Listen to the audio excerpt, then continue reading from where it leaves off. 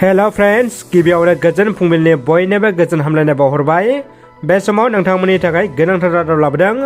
अन्नानै नोंथांमोना भिडिअखौ लाइक कमेन्ट शेयार खालाम आरो चेनेलाव गोदानब्ला साबस्क्राइब खालामनो दाबाव।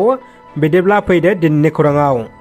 गिबि खौराङाव दङ कुमारिकाटा हालामनि गोख्रों समाज सिबियारि, आगुनि रेडिअ' महरगिरि, बिजाब लिरगिरि, आथिखालाव कुमारिकाटा इउएन एकाडेमिनि मासिगिरि आरो कुमारिकाटा हायार सेकेन्डारिनि फोरोंगिरि बल'र बर'आ आइडल टिचार एवार्डखौ मोननो हानानै ओनसोलाव गोग्गानाय लाबोदों।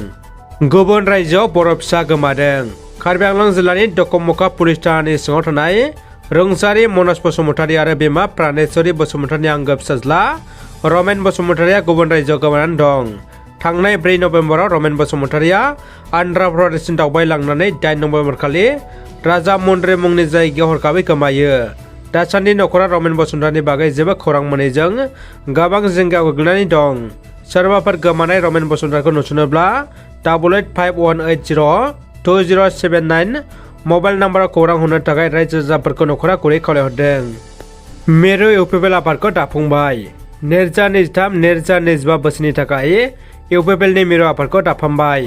आफादगिरि महरै प्रमद बर', मावफुं आफादगिरि महरै रोंगा नार्जारि, गाहाय नेथारि एडमिनिस्ट्रेसन महरै राजु कुमार नार्जारि, गाहाय नेथारि अर्गानाइजेसन महरै माधव चन्द्र सेठीनो बिबान होयो। रायजोआव बांदों मानसि लांखारनाय जाथाया। थांनाय 24 घन्टानि गेजेराव WGPD हानजाया गुवाहाटी रेलवे स्टेशननिफ्राय कालापाननि सासे 16 बोसोरनि हिन्जावसाखौ रैखाथि होनो हादों।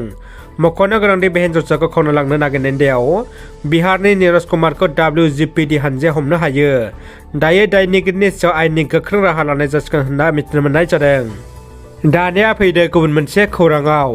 इउएन एकाडेमि रुनिकाटा फरायसालिया जोथोनगिरि मेलजों लोगोसे रुनिकाटा इउएन एकाडेमि फरायसालियाव फरायनानै 2022 मायथाइनि निट आनजादाव उथ्रिसारनो हानाय जरिना बसुमतारीखौ बरनाय हाबाफारि खुंफुङो।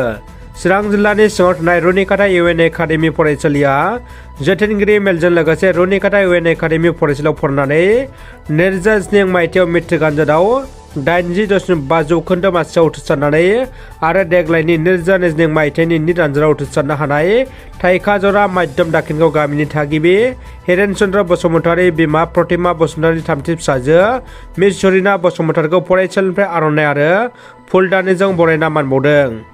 एबसुआ सोलोंथाइ मन्थ्रिजों सावरायदों। दुलाराय बर' फरायसा आफादनि मानगोनां आफादगिरि दिपेन बर'नि दैदेननाय मोनसे हानजाया आसामनि सोलोंथाइ मन्थ्रि डॉ रनज पेगु बिथांजों क'क्राझारनि CITनि कनफारेन्स हलाव सावरायदों। बड'लेण्ड मुलुगसोलोंसालिनि आनजादनि जेंना। बड'लेण्ड मुलुगसोलोंसालिनि सिङाव गोग्लैनाय गुबुन गुबुन फरायसालिमाफोरनि जेंनाफोरखौ थाबैनो सुस्रांनांगौनि थाखाय गोथौयै साननाय जायो।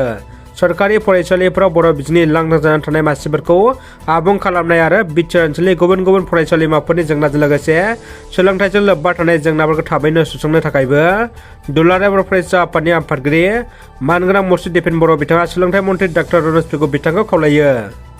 सालाकाटायाव गिख्रंथाव बुथारनाय जाथाय। फिसानि आखायाव बिफानि जिउ खहा। जोनोमगिरि बिफाखौ बुथारदों असे फिसाज्लाया। जाथाया सोमजिदों क'क्राझार जिल्लानि सालाकाटियाव। दायो बुथारनाय दायनिगिरिखौ पुलिसा हमबाय होनना मिथिनो मोननाय जादों। गसाइगाव ओनसोलनि रायजो राजाफोरनि थाखाय मोजां खौरां।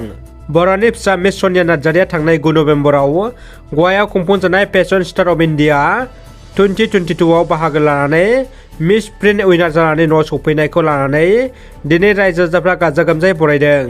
गसाइगाव गान्धीनगर वार्ड नाम्बार 2 नि थागिबि कसारि नार्जारिनि फिसाजो सनिया नार्जारिनि बेबायदि देरहासार जानायखौ ओनसोलनि रायजो राजाफ्रा जोबोद रंजानानै बरनायखौ नुनो मोननाय जादों। दानिया फैदो जोबथा खौराङाव। कन्ट्रल दखाननि बेरेखायै जावरिखांदों रायजोफ्रा। उदालगुरि जिल्लानि फेरगाव साखाथि उदमारि गामियाव कन्ट्रल दखाननि सायाव माइरं जाख्ल'नायनि अजद थिखांदों।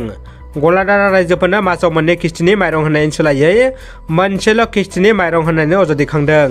केजिसेयाव 20 रां कास्टमारनिफ्राय माइरं फाननायनि अजद खालामदों रायजो राजाफ्रा। मोननांगौ माइरं नागिरना गलानि सिगाङाव कास्टमारनि गोख्रों जावरिखांनाय।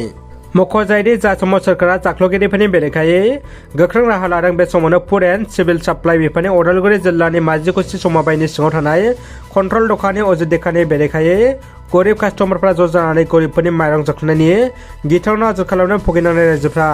अजद खालामनाय बायदिब्ला अजद दैखाया थांनाय 5 दान लानानै कास्टमारफोरनो माइरंखौ दानफायाव 2नि सोलायै मोनसेल' होबोदों।